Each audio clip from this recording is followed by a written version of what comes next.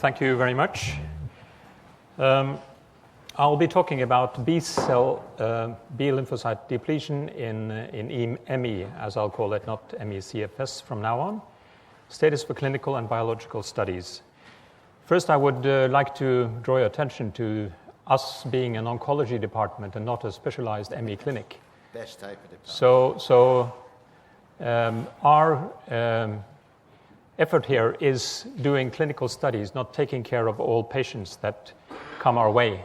Because as in many other countries, there are few specialized units that can take care of these patients. I have to start with a conflict of interest, and that is that our hospital, through its commercialization company, has a patent on the concept of B-cell depletion for chronic fatigue syndrome. And in this connection, Øystein Fluge and myself, we are named as inventors. And what I'm going to say now, nearly all of what I'm going to say is unpublished data. And it would be very nice that you didn't go to the newspapers or anywhere else with this data before we get a chance to publish it. Some of it can be controversial.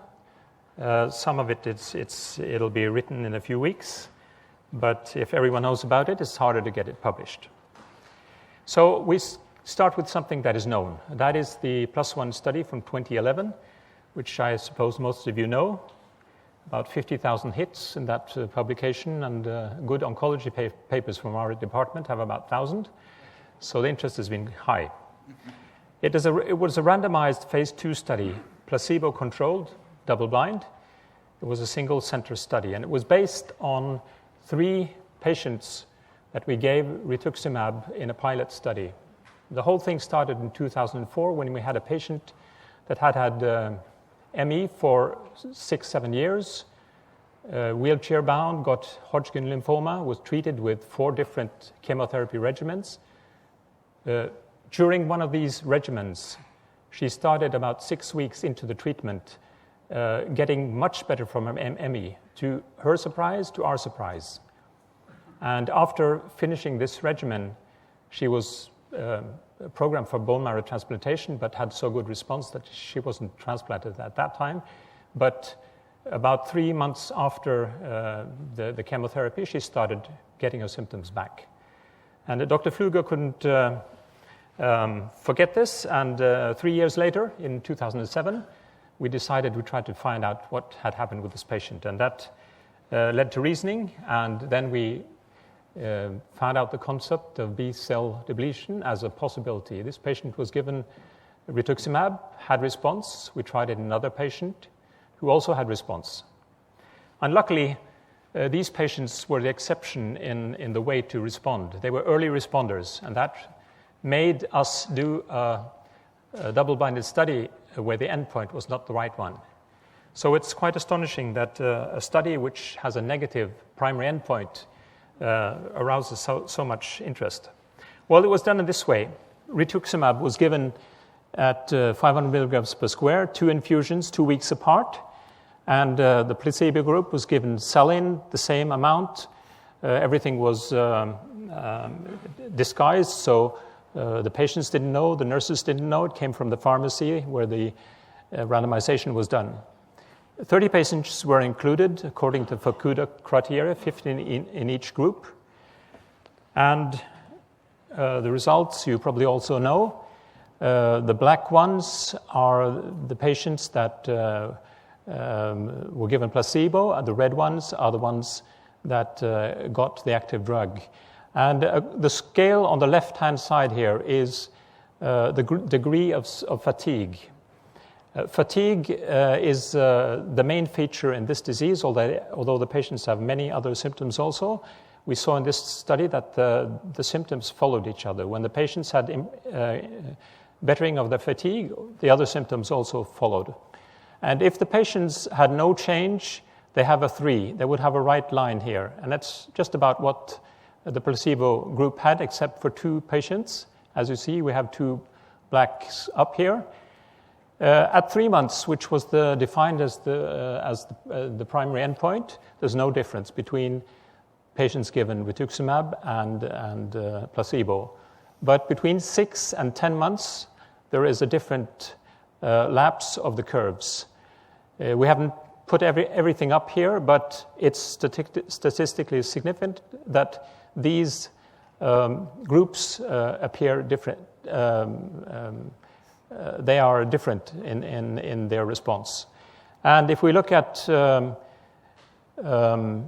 response rates, 2/3 of patients with rituximab had response according to the criteria, and 13%, 2 of 15, had response in the placebo group.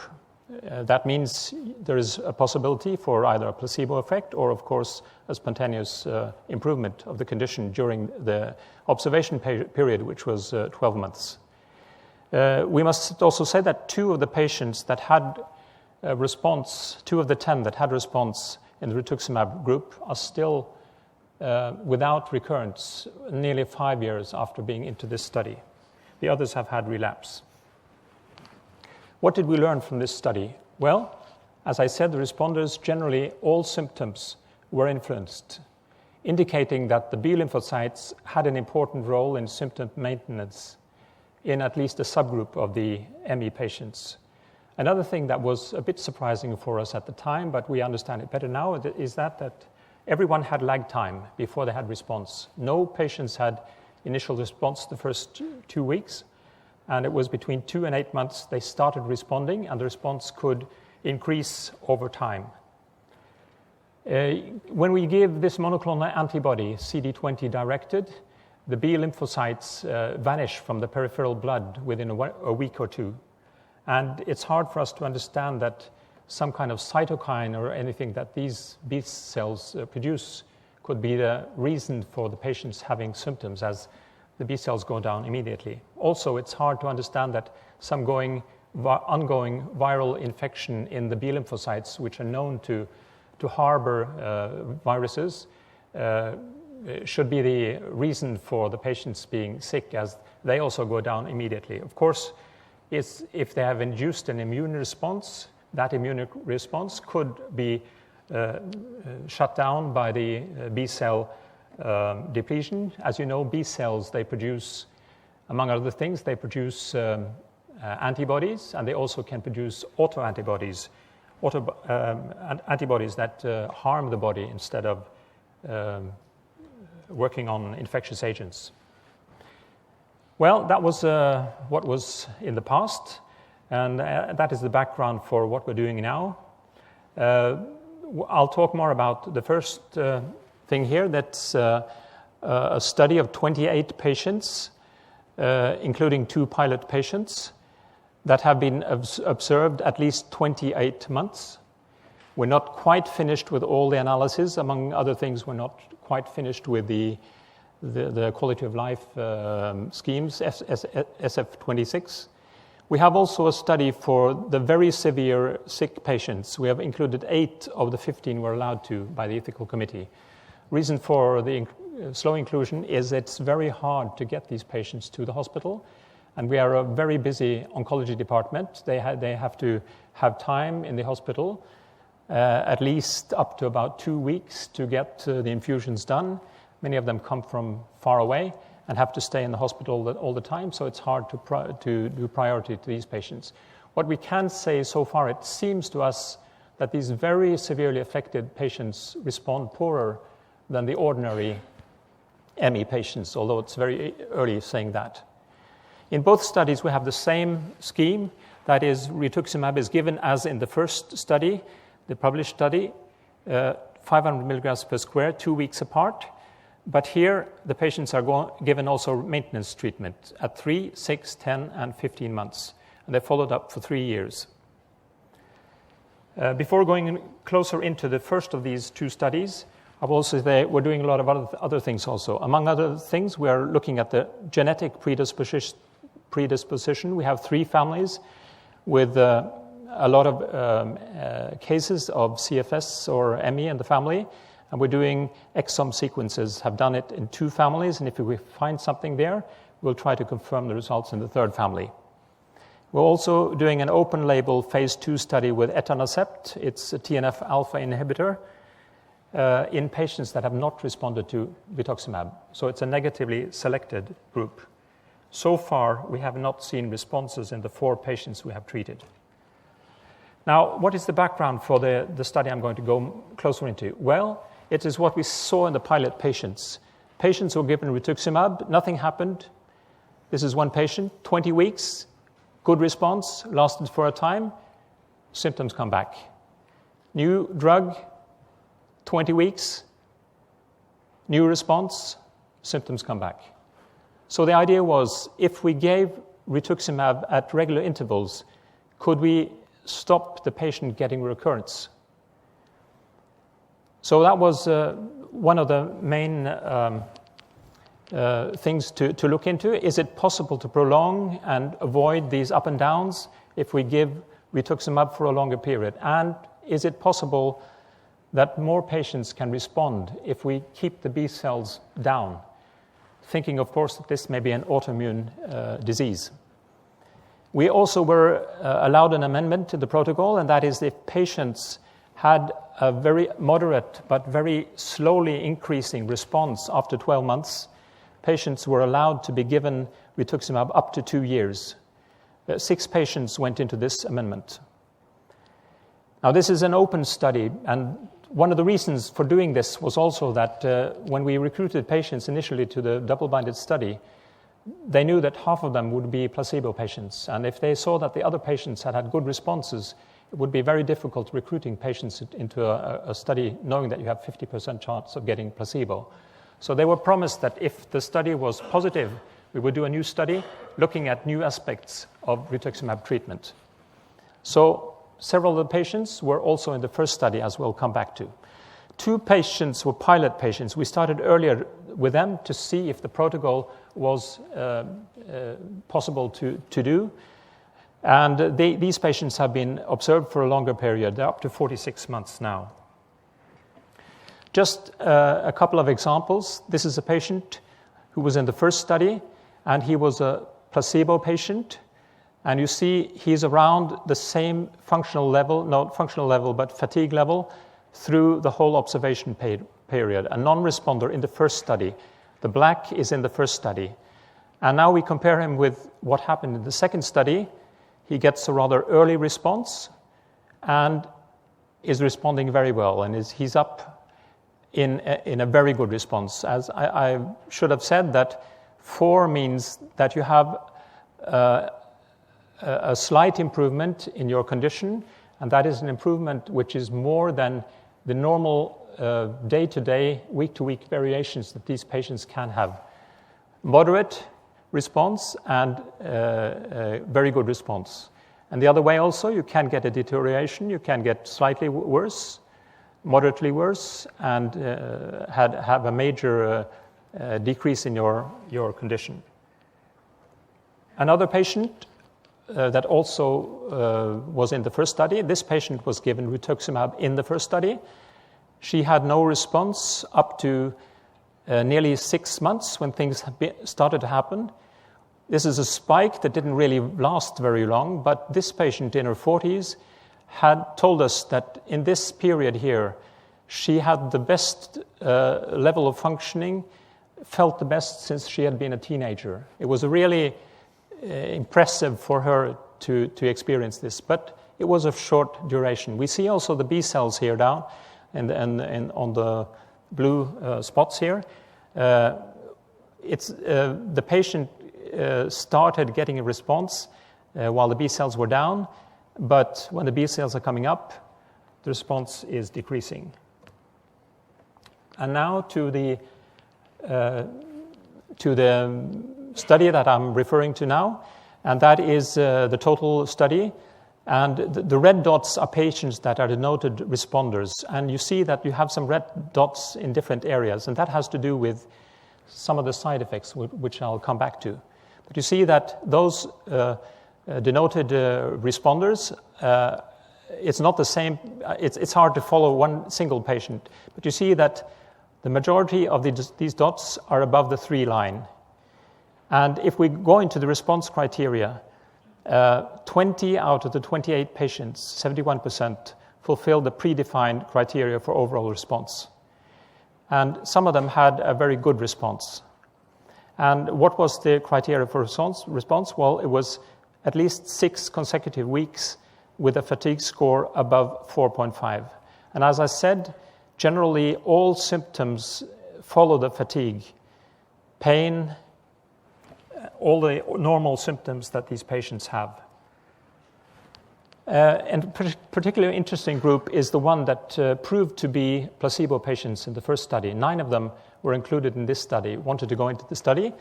And here we see the black dots when they were in the placebo-controlled study, and the red dots are what happened when they went in the active study. If we look at only the first 12 months, which was the observation period in the first study, we see that it's highly significant interaction in time between the patients in the second phase in the last study compared to what they had in the first study. So we had 2 of these patients that did not respond in the second study also, even though they were given rituximab. And of course, there can be objections to subjective criteria, although subjective criteria is what plagues the patient, is how they feel.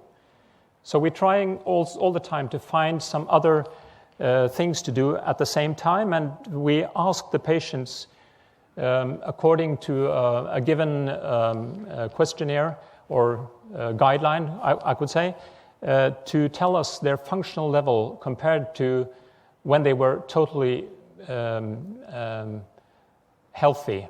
And the group that were denoted responders in this study, they had a median functional level of 10% when they went into the study. Those who did not respond had 15%. There was no difference between them there. But you see that their level of functioning came quite high. The median level was up to 78%, which is pretty good for this group of patients, while the non-responders were still down at 18%. Without going closer into the details in how that was done, it is a kind of estimation of to what extent do the patients really get better. And the improvement was quite good. But we stop the infusions usually at 15 months, except in 6 patients who had some more infusions.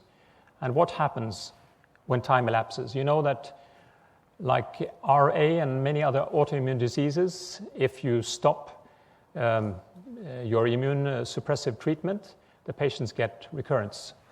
And when we pass 2 years, we see that 9 of the 20 patients that had response, they get recurrence. Not necessarily to the same extent that they were initially, but they show signs of getting recurrence. On the other hand, we have some patients in this study who have been given single rituximab infusions or 2 rituximab infusions in the first study, who after having their B cells pressed down for a longer period have not shown signs of response, of recurrence yet. So there is optimism, although the main picture we see here is that if the B cells come back, there is a major chance of getting a recurrence of the disease. What about the side effects? Well, 2 patients have had relapsing airway infections with several courses of antibiotics, and one had a hospital admission for pneumonia, and both were given human immunoglobulin infusions as they had a bit low immunoglobulin levels after being treated with rituximab for a long period. 2 patients had what we call late onset neutropenia, which is commonly seen in our lymphoma patients. It is a kind of maturation situation in the granulocytes, and it can give the patients infections in the mouth and gum, and you have to be aware of it because you can see neutrophil values down to about 0. So the patients have to be taken in hospital, given antibiotics, and usually they're out within a week. So in a lymphoma setting, it's not a big issue, but of course you have to be aware of it if they're treated for another condition like this. We had 2 patients with allergic reactions to rituximab, and one of them was only given one infusion before having to stop. The other got the allergic reaction a bit later and was given another type of treatment, which in fact also was a B-cell depleting agent, which in fact worked in the same way as Rituxan.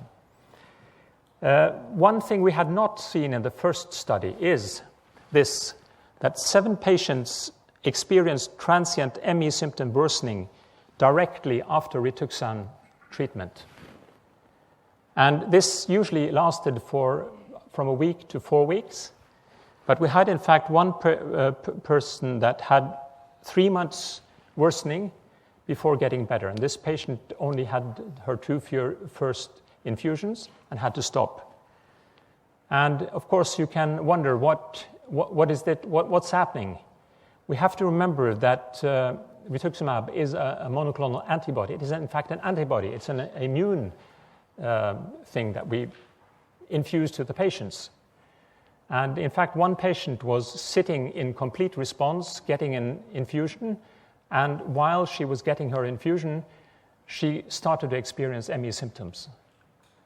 And what does this mean? Well, it probably means that there's some type of unspecific effect of all kinds of immunoglobulins, and if you have a high level of them, even this drug, which has helped them, it can precipitate or accentuate symptoms in the patients.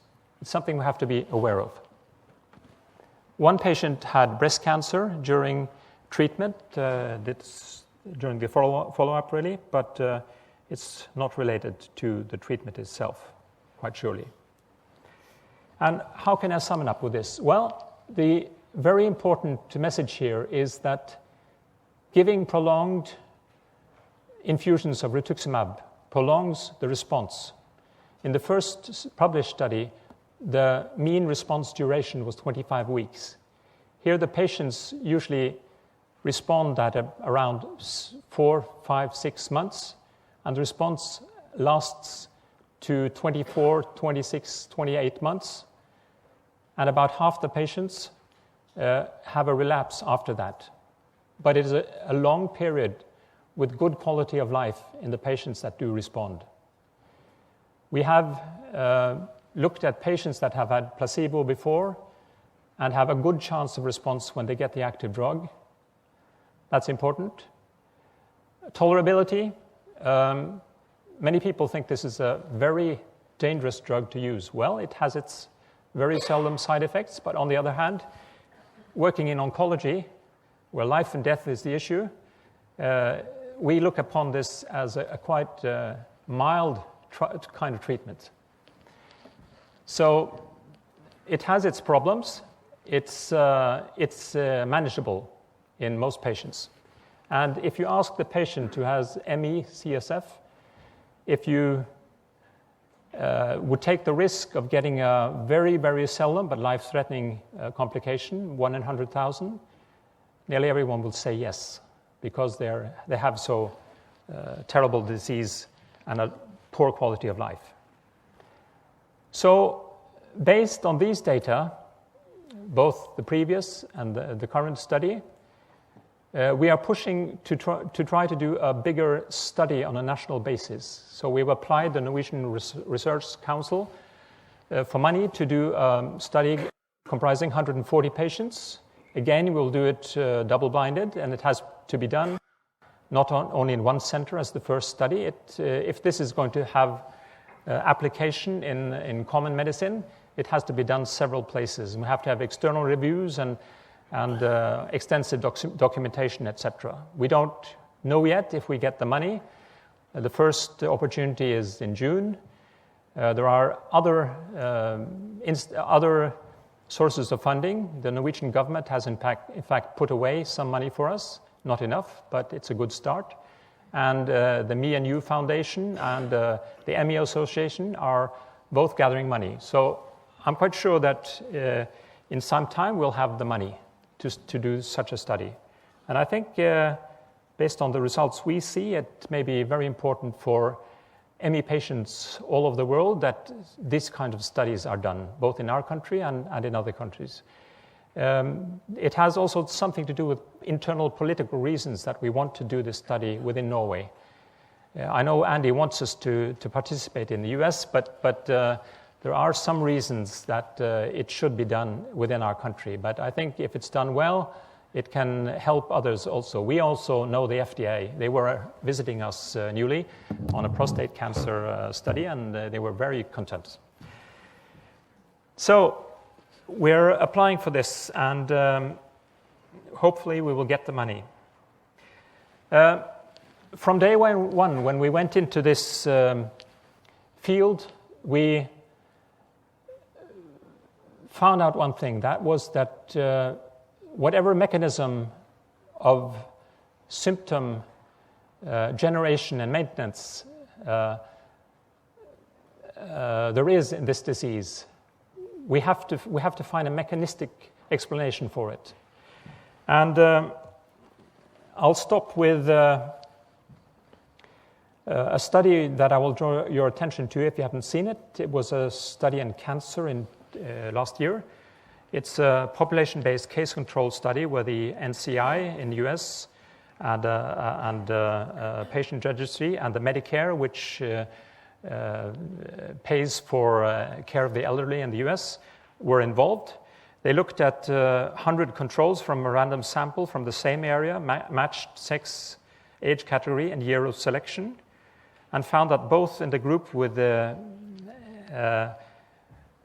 both controls and cancer patients had 0.5% of ME. And ME in the elderly is highly significantly associated with increased risk of one cancer type, and that is non-Hodgkin lymphoma. And although the p-values are very, very, very many zeros, the risk isn't really much higher. But what it tells us is that probably these patients have an activated B cell compartment, because when there's big activity going on there, the chances of getting a cancer cell, a clone, arising is much higher than when the B cells are quiet in normal phase. And what we see here is that normal types of B cell lymphomas have an excess, while T cell lymphomas do not have. So to us, this is a confirmation that there's something going on in the B cell compartment in these patients, and that gives them an increased risk of B cell lymphoma. So I'll leave the podium to Dr. Fluge, who will tell us about our speculations on the effector system for symptom maintenance in ME/CFS.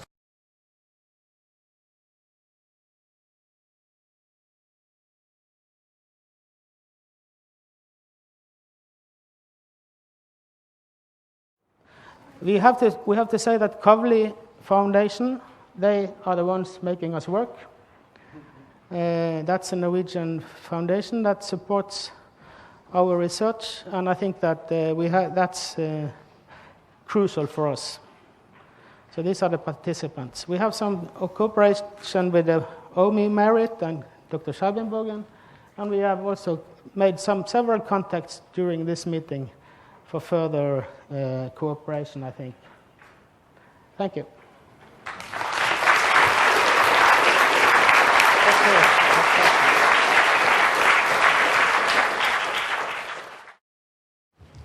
One of the very curious aspects of many patients with ME chronic fatigue syndrome is they lose their fingerprints.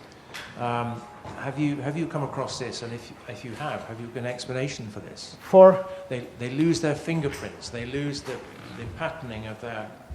I wasn't aware of that. Yeah. But what I learned from one patient 3 days ago was she told me that after she had ME, her hair was beginning to fall off. She had loss of hair, and that could be mediated by the nitric oxide at least. But I don't know about the fingerprints. Fingerprints, no. And anyone knows? I think you find a few patients here who will actually corroborate that. Okay. Yeah. How would you explain that then? I have no idea. I mean, it may well be... We go to the literature and see if we can find a link.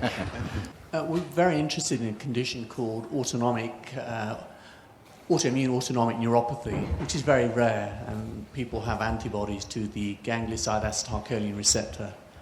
And we've been looking for antibodies to that antigen in people with CF. We haven't found it, but interestingly, with regard to the autonomic dysfunction, what we have found is a paradoxical pupillary response to prolonged illumination of the eye, which you see in this other condition.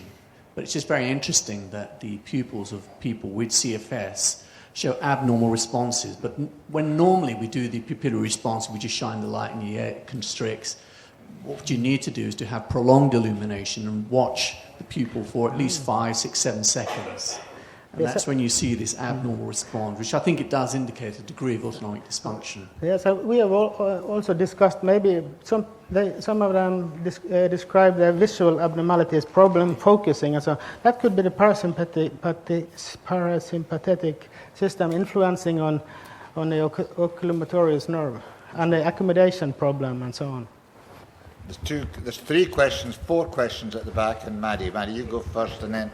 Oh, sorry, then you. Yes, okay, 5. Just a fast question. I was thinking when he mentioned the fingerprints, perhaps there's a little bit of sort of swelling, but I wondered more specifically about Raynaud phenomenon, because that has also had nitric oxide dysfunction or abnormalities implicated. Yes, we have that on our questionnaire, and many of the patients have problems with cold hands and feet and white and bluish. And at least after major responses on rituximab, that's one of the symptoms that follow all the others when they respond. So, also morphologically, in patient number 3, pilot patient number 3, she changed morphologically. It was a kind of bluish, red, changing colors in her face and hands. And when she responded, she became normal. Okay.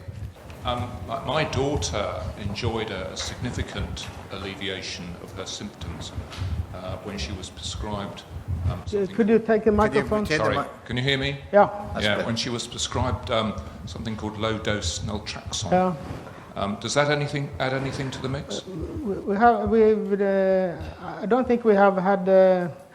It's been popular in Norway also, at least on the agenda, for patients, but we haven't looked into that yet. I wouldn't be surprised if there is but I don't know. We haven't had the time to look into that. Hi, I was wondering about the 2 patients who are still well. Have you thought about, are they, for instance, young and haven't been sick for a long time, or have you thought about things like that? I can tell in the first study, those 2 patients that are still completely recovered, 2 out of 10. Out of 15 given rituximab in the first study, they had been sick for 3 and 8 years. And in the ongoing study now, 20 out of 28 patients have had a response, and 9 of those 20 are experiencing relapse from 12, 14 months after 10, 12, 14 months after the last infusion.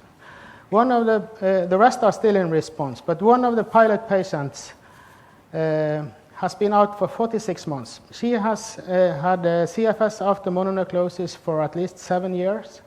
She was a transient responder in one of the pilot first patients given rituximab, and she entered this study, and she is she's really 100% complete responder now after 46 months.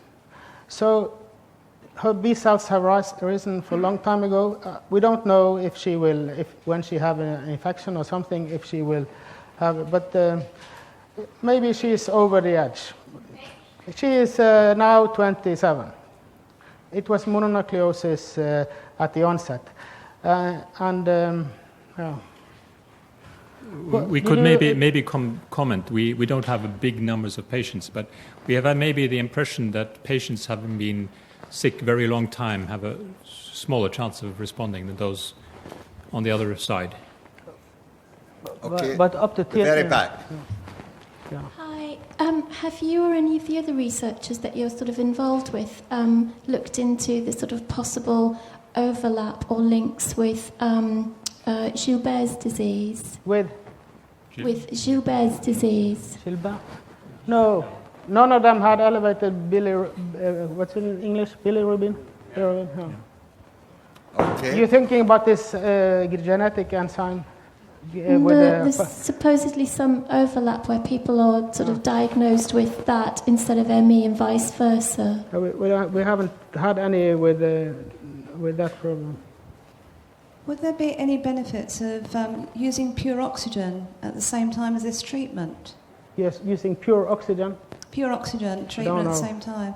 The reason I ask that is my husband's been having that for the last 12 months. It's difficult to assess whether there's been any real improvements, but the only thing we have noticed is actually staved off further chest infections, and for the first year he's been free of them. Further friends have used pure oxygen when they've had really bad attacks, and they have had some benefits from it. I don't know. Hi, yeah. I'll come to Andres. There have been lots of recent studies showing a link between consumption of nitrates like beetroot juice with improved sports performance. Would you see a link between that and what you've seen? Link between beetroot juice and nitrates and sports performance. And Olympic gold medals. Yeah.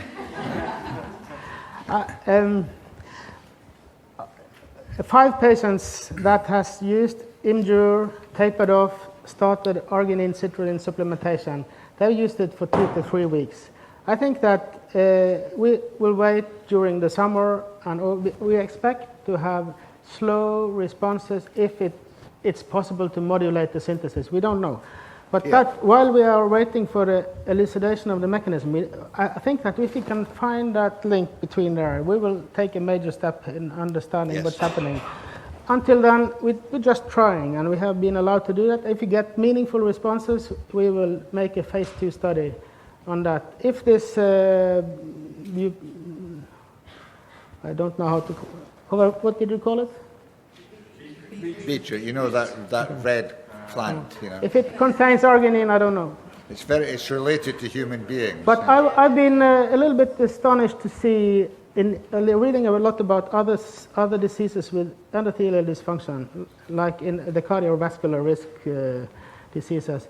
Yes. And there's a lot of documentation on arginine modifying the FMD at least. So, but I think the mechanism here is probably different, because, and the crucial question is this related to the symptoms? And to find that out, we aim to do a small Rituxan study while waiting for the big national study that Olav told you, with biopsies and FMD at baseline, and then treating with Rituxan and doing it the same after 6 and 12 months, and see if the symptom relief follows the FMD, and we can probably see something in the biopsies, make some hole in the thigh. Then I think that would be answering if this is just a secondary epiphenomenon or a primary event close to the symptom maintenance. Okay. Well, this is a study in Øystein's head. It's not approved by the ethical committee yet, must say. Not by the chief either. You mentioned some people benefiting from antibiotics like macrolides, and that could be attributed to the effect of the macrolides on the nitric oxide system. Do you know if that could apply to other classes of antibiotics like tetracyclines?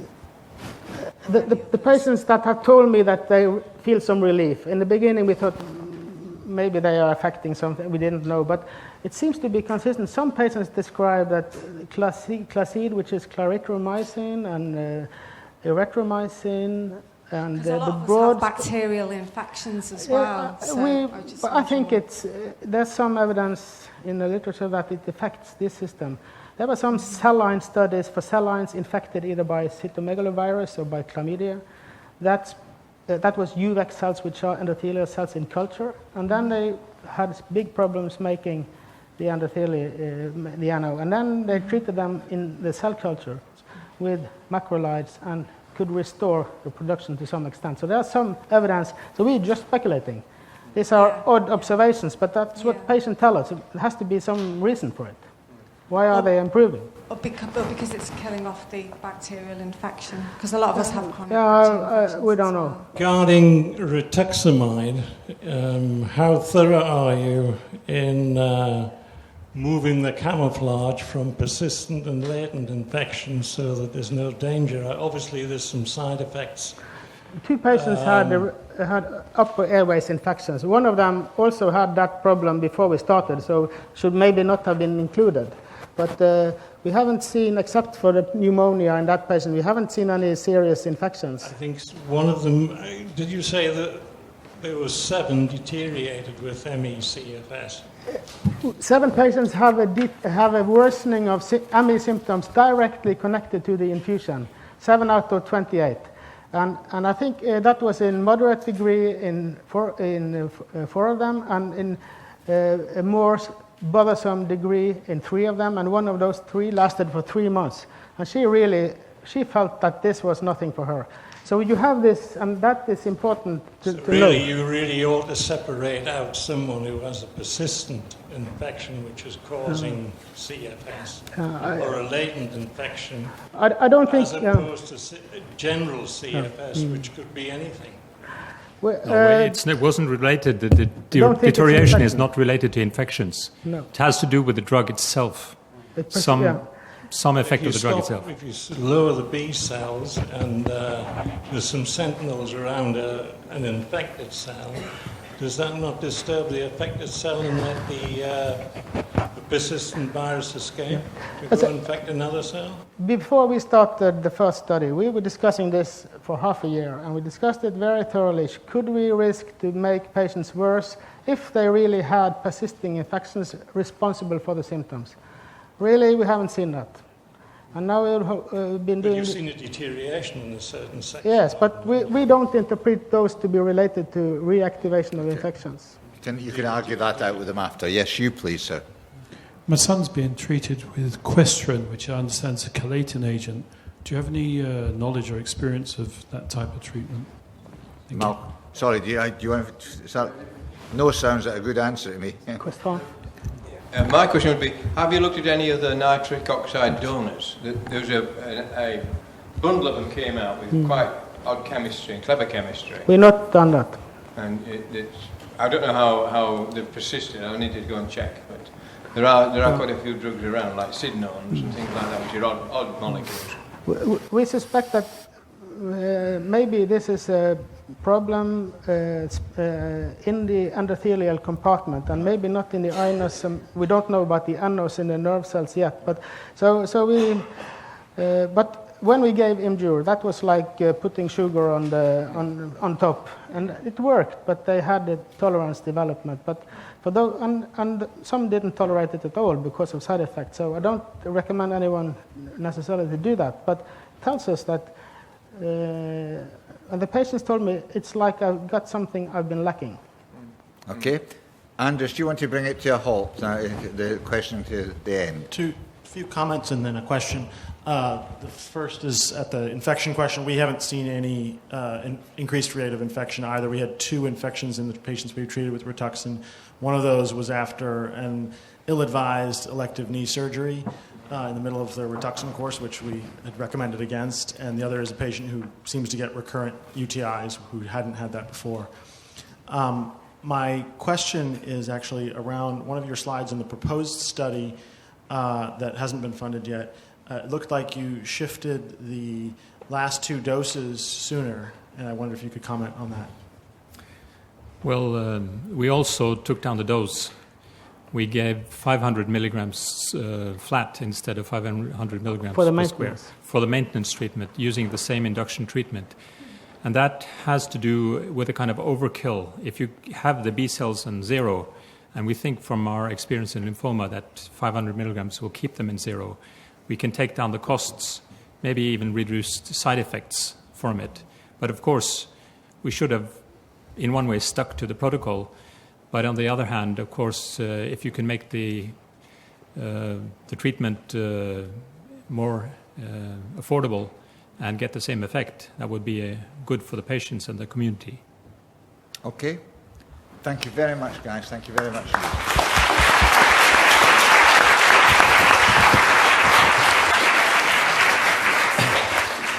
Well, we're just over time, 10 minutes, which is not bad. We haven't had a plenary session, but I don't know that we need one, actually. I think we've asked a lot of questions, and you can just look around the audience and you can see the intensity in people's faces as they listen to the talks. It's stimulating, and something's happening, quite obviously, and the interest comes from you guys out there. And I think the people who've spoken here have been really, well, can I say world class? You know, why not? You know, they've come from all over the planet to talk to us, and it's beginning to grow, and it's obviously excellent research, and it's, you know, it's pointing in the direction of what we all want, you know, to understand it, cure it, and so on. And with your involvement, the work that you're doing in helping and supporting them and following what's going on in your countries, you'll get the support of other countries who are maybe at different stages and so on. But I think the patient groups, politically for me, have always been the most important groups in the cancer world, because they vote, actually, and politicians don't like, you know, to annoy people who vote, funnily enough. I wonder why. And things happen. And I think in ME, my just feeling, I have gut feelings, you know, it's the bacteria that make me feel, you know, that something's beginning to happen here, and it's been very, very exciting. I hope you agree. Richard, Pia, thank you very much for doing it. I'm sure everybody here, when they fill in their form, will say, please do it again, because there's obviously in the next year going to be more excitement, more understanding, more rejecting some things and picking up on others, and it will bring other people into the game of doing this research and finding things out. It's beginning to bounce about now, and I think, thank you very, very much for coming, and I hope you have enjoyed today. Have a good journey home, and you know, I hope the tubes are still running. Thank you very much. Bye.